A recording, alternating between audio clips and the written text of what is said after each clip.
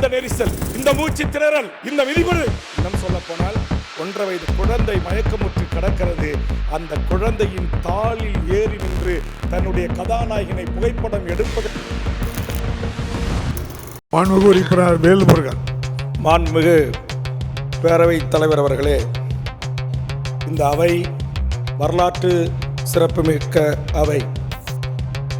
ஒன்றுபட்ட சென்னை மாகாணத்தின் முதலமைச்சராக இந்த அவையில் வீற்றிருந்த பெருமதிப்பிற்குரிய திவான் பகதூர் முனுசாமி நாயுடு போன்றவர்களும், ஓமந்தூர் ராமசாமி ரெட்டியார் போன்றவர்களும், சுப்பராயல் ரெட்டியார் போன்றவர்களும், டாக்டர் சுப்பராயன் போன்றவர்களும் தமிழ் சமூகத்திற்கு அரசியல் களத்திற்கு வந்து மிகப்பெரிய தொண்டாற்றி இந்திய வரலாற்றில், சமூக நீதி வரலாற்றில் தனித்த ஒரு இடம்பெற்ற அவை. இந்த அவைக்கு வருவதற்கு ஆசைப்படுகின்றவர்கள் ஒரு குறைந்தபட்ச தகுதியுடையவர்களாக இருக்க வேண்டும் என்று நான் விரும்புகிறேன். காரணம், நான் பிறந்த இனம் தமிழ் இனம். உலக மொழிகளுக்கெல்லாம் தாய்மொழி தமிழ். உலக பண்பாட்டு கலாச்சார வேர்களுக்கெல்லாம் தாய்மொழி எங்கள் கீழடி. அதையும் இந்த உலகத்திற்கு சொன்னது எங்கள் முதலமைச்சரின் அரசு. இவ்வளவு வரலாற்று பெருமை கொண்ட ஒரு தமிழ் சமூகம், இந்த தமிழ் சமூகத்திற்கு துரும்பை கூட கிள்ளி போடாமல் திரைத்துறையில் தனக்கு கிடைத்த புகழ் வெளிச்சத்தை மட்டும் பயன்படுத்தி கொண்டு இந்த நாட்டுடைய ஆட்சி அதிகாரத்தை நாங்கள் கைப்பற்றுவோம் என்று கூறி அவர்கள் வீதிக்கு வருகின்ற போது அதற்கு இன்றைக்கு ஒட்டுமொத்த என் தமிழ் சமூகமும் சாதி, மதம், கட்சி எல்லைகளை கடந்து ஒரு சினிமாவில் அரிதாரம் பூசி நடித்த ஒரு நடிகரை நேரடியாக எப்படியாவது பார்க்க வேண்டும் என்கிற அந்த மிக மோசமான ஒரு இன ஈர்ப்புக்கு இழுக்கப்பட்டதனுடைய விளைவு இன்றைக்கு 41 உயிர்களை தமிழ் சமூகம் பலி கொடுத்திருக்கிறது.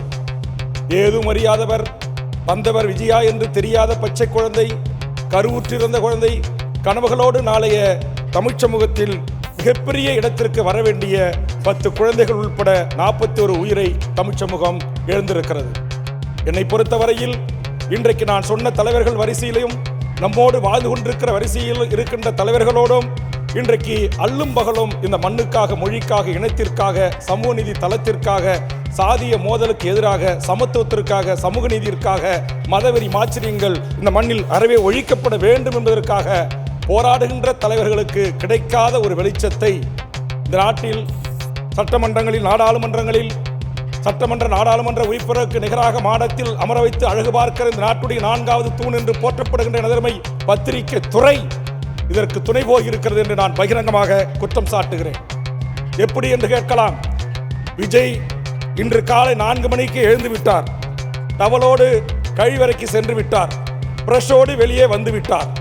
இப்போது உள்ளாடைகளை அணிந்து, மேலாடையை அணிந்து வெளியிலே வருகிறார். வாகனத்தில் ஏறப்போகிறார். வாகனத்தில் ஏறி கேடுகள் திறக்கப்பட்டன. வீதியில் சென்று கொண்டிருக்கிறார். இதோ பாருங்கள் நேரடி காட்சி. பிரத்யோகமா இது எங்களுக்கு மட்டும் கிடைத்தது என்று பெருமை தட்டிக் கொள்ளுகின்ற இந்த நாட்டுடைய 4வது தூணாக இருக்கிற எனது அருமை தமிழ்நாட்டில் விரவிட்டு எண்ணக்கூடிய ஒரு சில பத்திரிகை ஊடகங்கள் தமிழ்நாட்டு மக்களிடத்தில் மிகப்படுத்தப்பட்ட ஒரு போலி பிம்பத்தை, இவர் வந்தால் தேனாரோடும் பாலாரோடும் லஞ்சம் வழியும், அது வழியும், இது வழியும் என்று மிகப்படுத்தப்பட்டு கொண்டு போய் மக்களிடத்தில் சேர்த்ததோட விளைவு எப்படியாவது அவரை பார்த்துவிட வேண்டும் என்று ஆர்வத்தோடு வந்த ஒரு கூட்டம் திட்டமிட்டு நிகழ்ச்சிகள் தயாரிக்கப்பட்டு அரசு அதிகாரிகளுக்கு, காவல்துறை அதிகாரிகளுக்கு அனுப்பப்பட்டு திருவள்ளுவரை ஒட்டி இருக்கிற ஒரு மாவட்டத்திற்கு நீங்கள் வருவதாக பயணித்த திட்டம் ஏன் கரூருக்கும் நாமக்கலுக்கும் மாற்றப்பட்டது என்பதற்கு விடை இருக்கிறதா?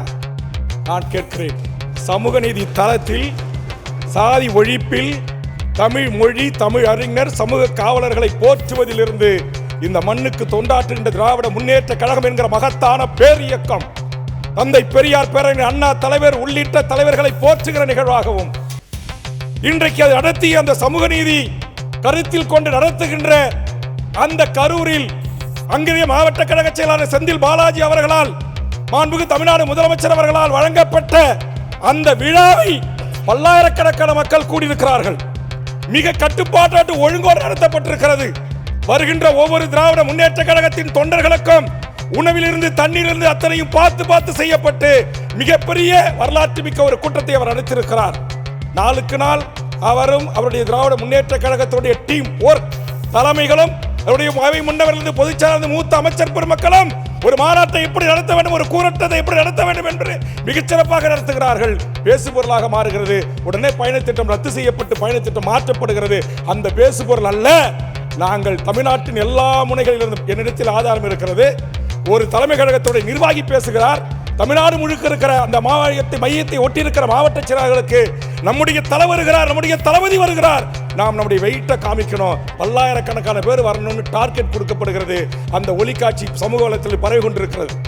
அப்படி கொடுக்கப்பட்டு பல்வேறு மாவட்டங்களில் இருந்து வந்து குவிக்கப்பட்ட ஒரு கூட்டம் ரசிகர் தன்மையோடு பார்க்க வந்து காலை 7 மணியிலிருந்து காத்து கிடந்த ரசிகர்கள், பெண்கள் ஆர்வத்தினால் பார்க்க வந்த கூட்டம் என்று கட்டுக்கடங்காத ஒரு கூட்டம் அனுமதி கொடுத்த இடத்தில் கூடியிருக்கிற ஒரு சூழலில் 12 அடி கொண்ட ஒரு பேருந்து, மொத்தம் 22 அடி கொண்ட சாலையில் 12 அடி பேருந்து ஒரு எல் போட்டா எல் விடக்கூடிய இடத்தில் அறிவில் தன்மையாக அறிவில்லாத தனத்தோடு அதை ஓட்டச் செய்து 60 கேமராக்களிலே பணம் பிடித்து நாளை தன் பணம் ரிலீஸ் ஆவதற்கு பயன்படுத்திக் கொள்ளலாம் என்று திட்டமிட்டு ஒரு இடத்தில் குவிக்கப்பட்டதனுடைய விளைவு இந்த நெரிசல், இந்த மூச்சு திணறல், இந்த விதிமுறை.